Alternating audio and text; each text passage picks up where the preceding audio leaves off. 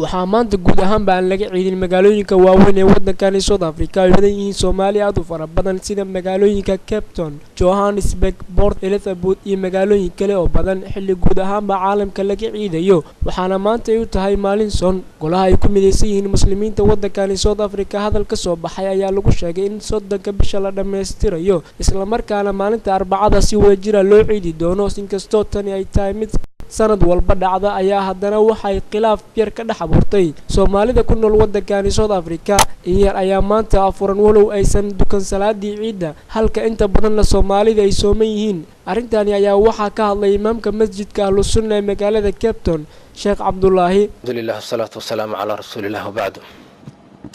sababta keentay waxa weeye muslimiinta waddankan lama ciidaan muslimiinta meelaha kale waddankooda ay ku egyihiin macnaha waddankooda haddii laga arkana way ciidaan haddii aan laga arkinna ma ciidaan sidaana waxay ku socdaan madhab ay qabaan culimada islaamka qaarkood oo ah likulli ahli baladin ru'yatu balad kasta ama mandiqad kasta aragooda ku soomayaan kuna ciidayaan saasay qabaan soddonka marka haddii la buuxiyana ama hala arko ama aan la arkin waa ciid insha Allah ta'ala birri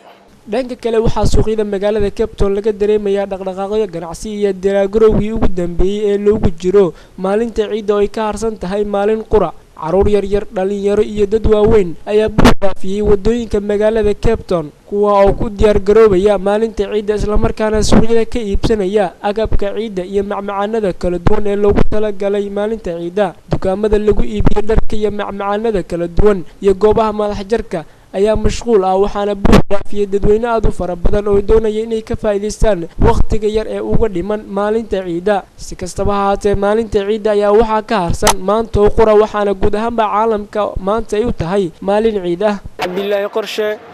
Royal International TV Cape Town South Africa